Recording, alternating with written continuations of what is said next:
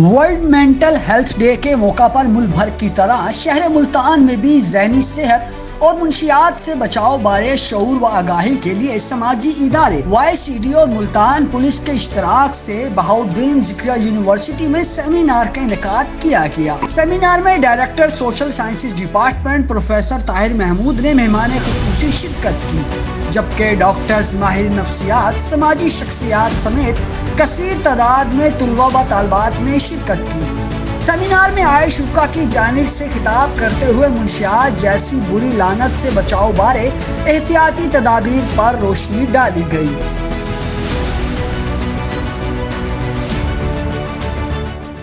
आप एक्सरसाइजेस करें, और अगर आप YouTube वगैरह यूज करते हैं आजकल तो सारे, उसमें देखें डीप ब्रीथिंग एक्सरसाइजेस और मसल स्ट्रेचिंग एक्सरसाइजेस होती हैं, उससे बंदा रिलैक्स हो जाता है।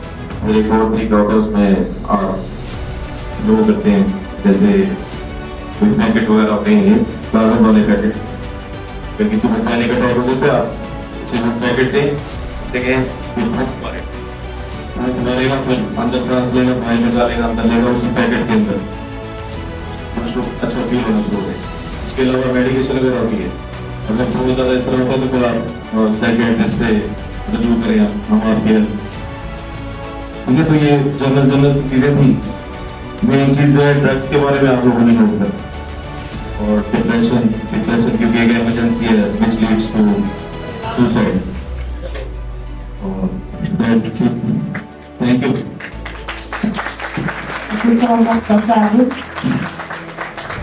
डॉक्टर आदिल ने काफी ब्रीफ कर दिया। इसका मतलब है कि जितना उन्होंने ब्रीफ किया है हमें साइकोलॉजी अच्छे से समझ आ गई, बेशक हमने उसे पढ़ा या नहीं पढ़ा।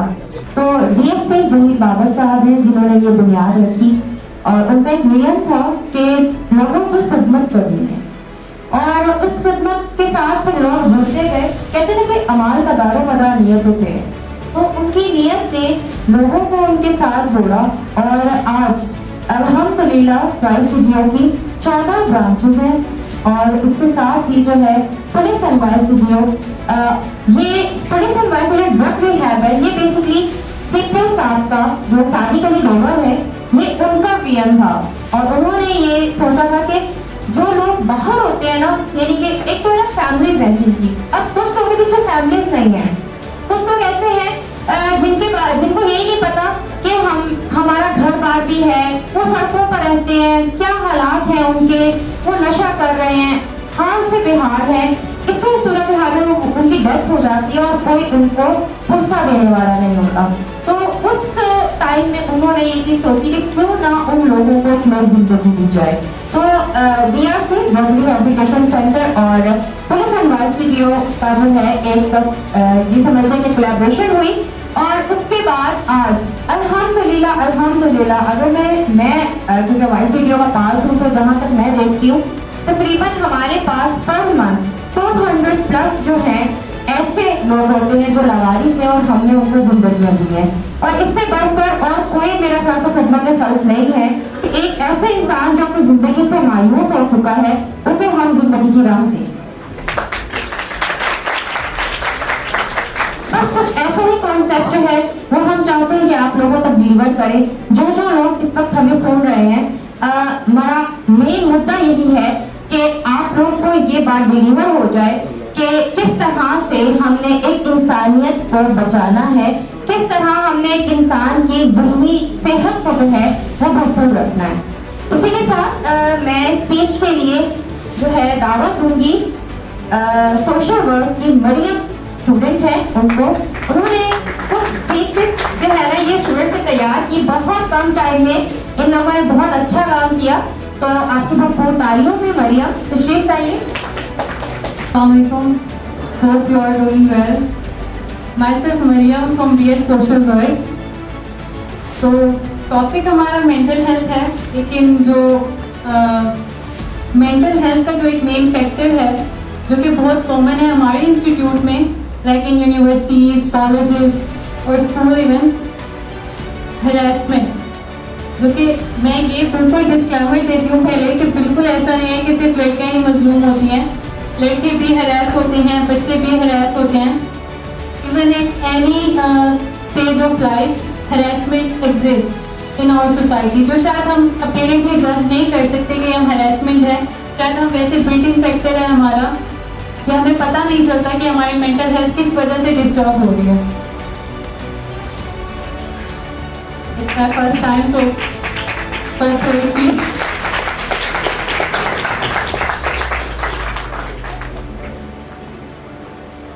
बेसिकली जो इंस्टीट्यूट होते हैं वो बिल्कुल नहीं चाहते कि भाई उनके जो है कोई बैड जो है इम्पैक्ट हो सोसाइटी पे, या फिर ये कि उनको नहीं पता होता इंस्टीट्यूट को बेसिकली कि उनके अंदर जो इंडिविजुअल्स आ रहे हैं वो किस बैकग्राउंड से आ रहे हैं, या कौन नेगेटिव वाइब लेकर आ रहा है या कौन पॉजिटिव वाइब लेकर आ रहा है. तो ये जो है जब हम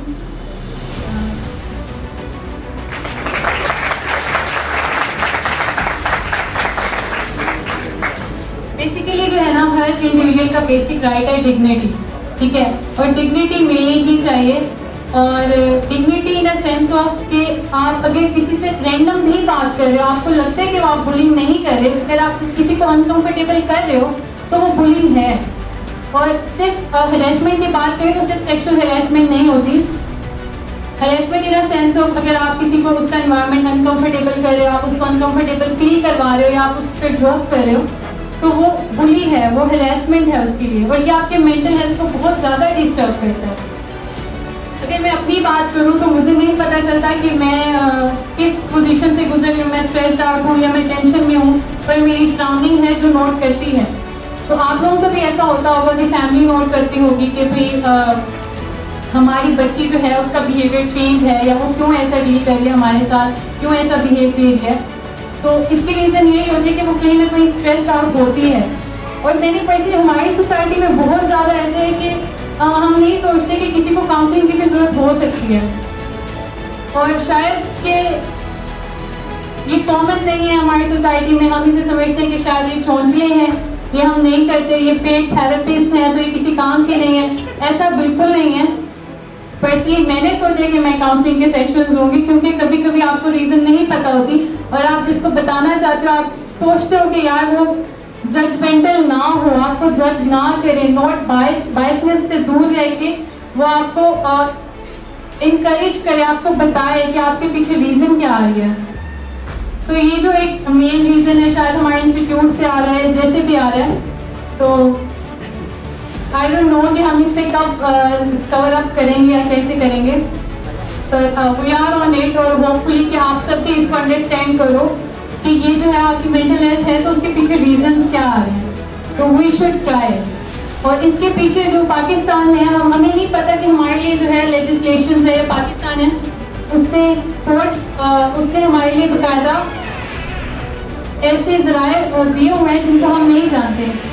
2010 का एक है गवर्नमेंट का कोड है, और उसके अलावा 509 का पीनल कोड है जिसके थ्रू हम हरेसमेंट फाइल कर सकते हैं, लेकिन हमें नहीं पता.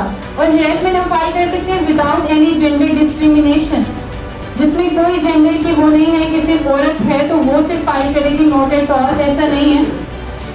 चाहे आप अगेन जिस भी उसमें है तो आप फाइल कर सकते हैं, लेकिन हमें उसका आइडिया नहीं है, हमें नॉलेज नहीं है, हमें पता नहीं है. 2010 की बात है, अब 2024 है, इट्स बीन 14 ईयर्स, लेकिन अवेयरनेस नहीं है. मुझे भी अब पता चला जब मैंने इसके बारे में बात करी थी. तो बेसिकली वी शुड ट्राई और we should able to know कि यार पीछे रीजंस क्या हैं.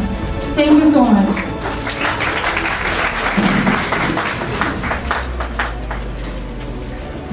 बहुत बहुत शुक्रिया मरियम.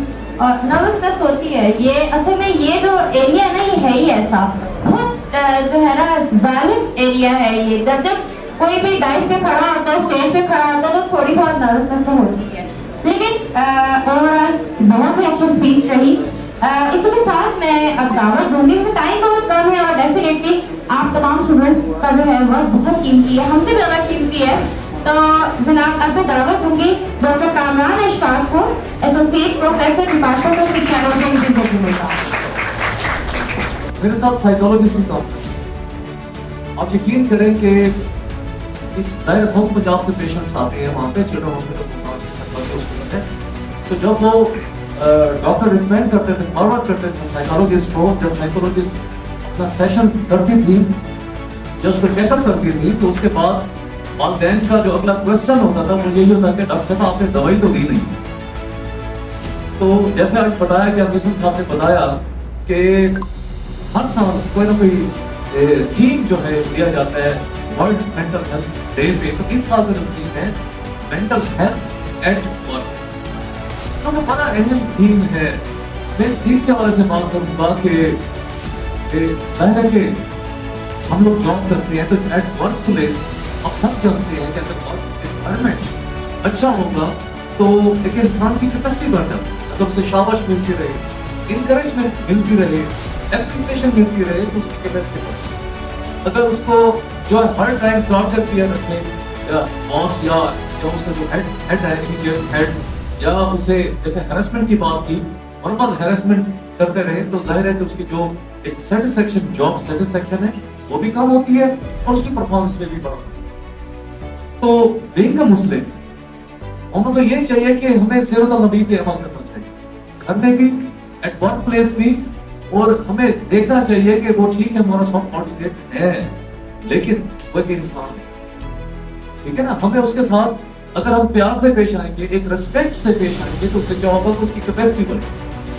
मैं यहाँ पे जब से मैं यहाँ पे आया तो मैंने एज अ चेयरमैन भी सर्व किया, और अभी मेरे पास एक असाइनमेंट है क्योंकि एसोसिएट प्रोफेसर को मुझे एक असाइनमेंट वार्डन अबू बकर आल की।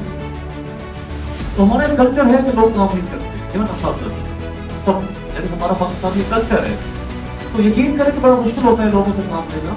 तो मैं ये समझता हूँ कि जब हम जिस दिन हम उनके साथ बैठ के चाय पी लें और जिस दिन उनको अप्रिशिएट करें उस दिन वो गलत है। तो हमें चाहिए कि हम जो है एट वर्क प्लेस पे अपने साथ जो कोलीग्स हैं उनका ख्याल रखें, और खास तौर पे जाहिर है कि आप अभी पढ़ रहे हैं, यकीनन आप एक्सपीरियंस करते हो कि हमारे घरों में खवातीन काम करती हैं, अक्सर घरों में अक्सर खुद हम काम करती हैं हमारी माई बहनें, या अक्सर घरों में हमने जो है वो हेल्प लेने के लिए किसी ने किसी को फाइल किया होता है।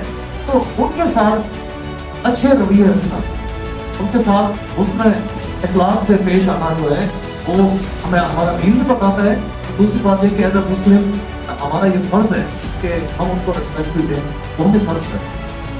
और मैं आपको बताता चलूँ तो मैंने 1 साल बाहर कनाडा में गुजारा, तो वहाँ पे मैंने मेंटल हेल्थ इश्यूज बहुत ज़्यादा, अडल्ट जो एजेड लोग जो उनमें बहुत यही बताते हैं कि उन पर स्टडी का प्रेशर था, उनको ये था कि उन्होंने अच्छे मार्क्स लेने हैं, तो ओवर बर्डन होने की वजह से उनके किसी दोस्त ने, किसी कोलीग ने, किसी मोहल्ले वाले रिश्तेदार ने किसी में मशवरा दिया कि वो सबसे पहला स्टार्ट जो होता है वो स्मोकिंग से होता है, जिसमें चर्च इन्वॉल्व हो जाती है। फिर आहिस्ता आहिस्ता बच्चा जो है आजकल जो बहुत ज्यादा नीचे है आइस, उसकी तरफ चले जाता है, क्योंकि आइस जो है वो आपकी मेंटल को बहुत ऊपर चल जाती है। आप लोग जो है बगैर किसी स्लीप के, बगैर किसी रेस्ट के मुसलसल आप कंटिन्यूसली जो है स्टडी कर सकते हैं।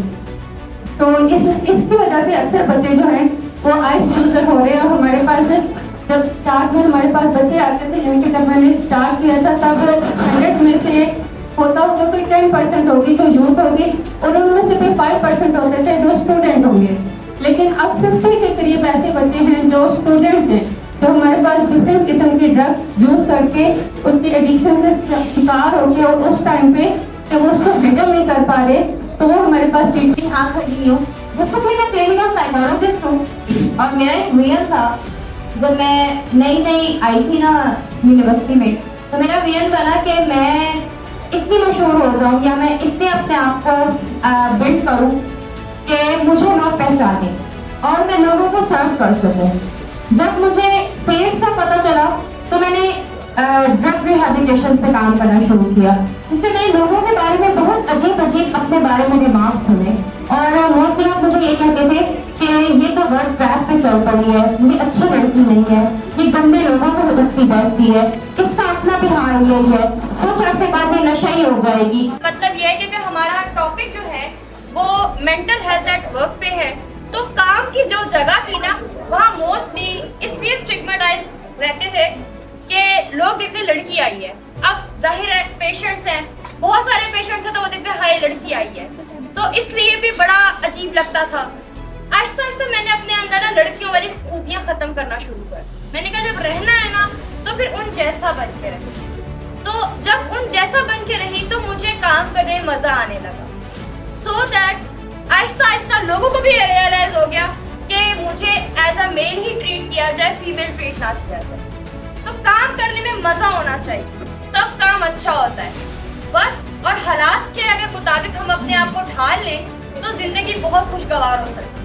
बस अपने आप को एक सांचे में ढालना आना चाहिए, उस सांचे का हिस्सा ना बने। जब वहाँ से निकले तो अपनी भी कोई पहचान है उसको भी जाहिर किया जा सके। इस चीज का मैं हमेशा एक कोट करती हूँ कि जो अपनी पहचान है उसे ना भूलें, वो सब कुछ है।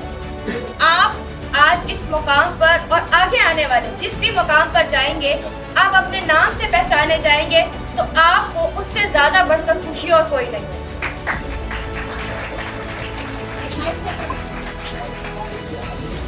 और इसी के साथ क्योंकि प्रोग्राम अब एंड हो गया है तो मैं लास्ट जो हमारे डायरेक्टर साहब हैं उनको दावत दूंगी कि डॉक्टर ताहिर अहमद साहब आपकी भरपूर तालियों में director institute of social science and cultural studies.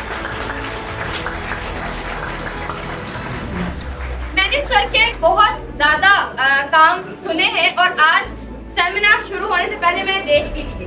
तो सर ये जो आपकी सेल्फ मेड वाली फीलिंग्स और आपका सेल्फ मेड वाला पैशन है ना, ये मुझे बहुत पसंद आया। मैडम जैसे अनाउंस किया ना कि सेमिनार खत्म हो गया, वो बच्चे एकदम खुश हो गए, लोग जान छूट गए। लेकिन उन्होंने कहा हो मुझे बुला रही है, उनको नहीं अभी बैठो। बातें सारी हो गई, मैं कोई बात नहीं करने आया, सब बातें हो गई हैं। मैं सिर्फ आपसे एक सवाल करने आया हूँ, आप में से वो कौन लोग हैं जो दुनिया को चेंज करना चाहते हैं? हाथ खड़ा करके बताएं जो दुनिया में कोई भी चीज दुनिया को मतलब चेंज चाहते हैं जो दुनिया में। और कितने लोग हैं जो अपने आप को चेंज करना चाहते हैं? असल क्वेश्चन ये है कि हम खुद को चेंज नहीं करना चाहते, हम लोगों को चेंज करना चाहते हैं। चेंज होंगे तो दुनिया चेंज हो जाएगी। बिल्कुल, इसीलिए हमने चेंज पहले खुद में लेके आनी है और बाद में सबको करनी है। बस ये रहने दें, हमने चेंज पहले खुद में लेके आनी है और फिर सबको रखनी है कि दुनिया चेंज हो। तो आप अपने आप पर फोकस करें और ये वर्ल्ड मेंटल हेल्थ डे का मैसेज भी यही है कि आप अपनी हेल्थ पे फोकस करें। फिजिकल हेल्थ नहीं, साइकोलॉजिकल हेल्थ। जैसे डॉक्टर साहब ने बड़ी डिटेल से बताया, अगर आपको एग्जाइटी होती है, डिप्रेशन होता है, आपको अनकंफर्टेबल फील होता है, और भी बहुत सारे अंडर कॉन्फिडेंट एक बीमारी है। अगर आप में कॉन्फिडेंस नहीं है, अगर आप बोलने में, अभी जब मैं सेमिनार में आ रहा था एक बच्ची मेरे साथ साथ आ रही, मैंने सोचा कहाँ जा रही हो, वो बेचारी परेशान होगी, मैं क्या जवाब दूंगी। मैंने कहा सेमिनार में जा रही हो, कहती जी सर। मैं कहा यही बात आप मुझे अगर एक लफ्ज़ पहले बोल देती तो बात तो एक ही थी, लेकिन उसमें कॉन्फिडेंस नहीं था मुझे चलते हुए जवाब देने का। कि अगर आप में कॉन्फिडेंस नहीं है, ये भी आपका एक साइकोलॉजिकल आपका इशू है, उसको हैंडल किया जा सकता है, ये कोई बीमारी नहीं है। ये आप उसकी काउंसलिंग करें, सेशंस करें, एक्टिविटीज़ में इन्वॉल्व हों, उन चीज़ों में पार्टिसिपेट करें। आपका स्टूडेंट सोसाइटीज़ हैं, डिपार्टमेंट के फोरम्स हैं, आप उसमें एक्टिवली पार्टिसिपेट करें। ये जो लोग बैठे हैं, मुझे पता है इसलिए बैठे कि मैं बैठा हूँ यहाँ पे। अगर मैं ना होता, सारे इसमें गायब हो चुके हो। वो आधे लोग पीछे निकल गए।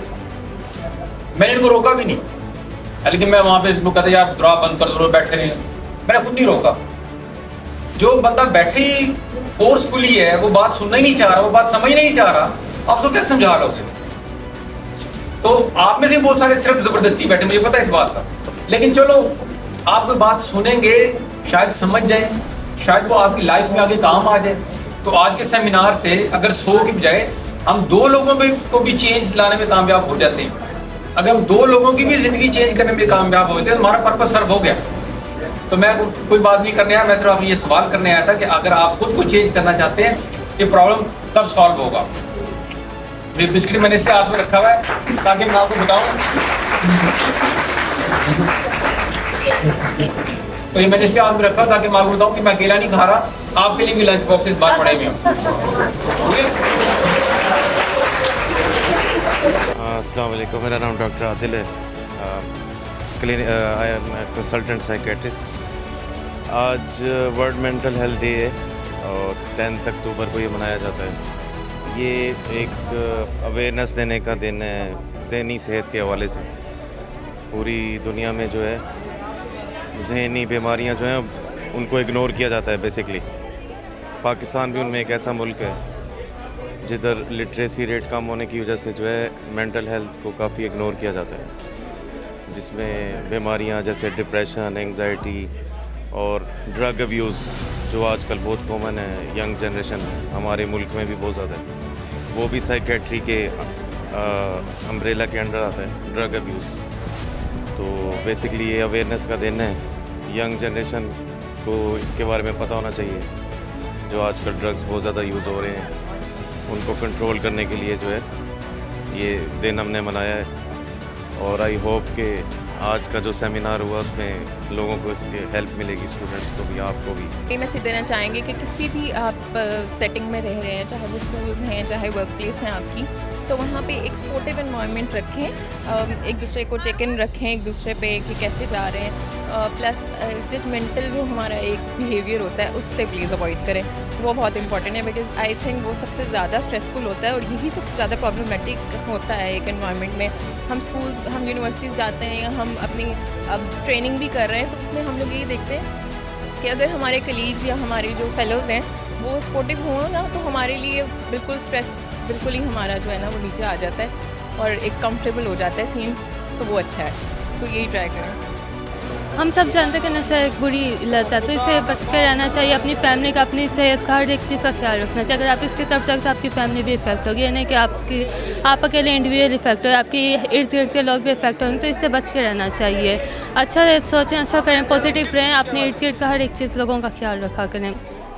आप लोगों को ये भी देखना चाहिए कि अगर आपका कोई फ्रेंड है तो उसको मना करना चाहिए। अगर किसी को साइकोलॉजिकली इशू है या फिर उसको मदद की हेल्प की ज़रूरत है तो आपको उसकी हेल्प भी करनी चाहिए। यही है कि जो हमारी यूथ है उनके अंदर अवेयरनेस होनी चाहिए इसी चीज़ की कि भाई अगर उनको कोई प्रॉब्लम हो रही है तो सबसे पहले यही है कि वो अपनी फैमिली मेम्बर से डिस्कस करें, उनसे बात करें। अगर उनसे बात नहीं हो रही तो वो यही है, बेस्ट है जो साइकोलॉजिस्ट होते हैं उनके पास जाएँ, अपने सेशंस लें, जो भी उनकी प्रॉब्लम है उनके साथ डिस्कस करें, ताकि जो भी उनको बैक एंड पे फील हो रहा है वो इनिशियल स्टेज पे उस चीज़ को एंड कर दें। तो बेस्ट मेरे ख्याल में यही होगा।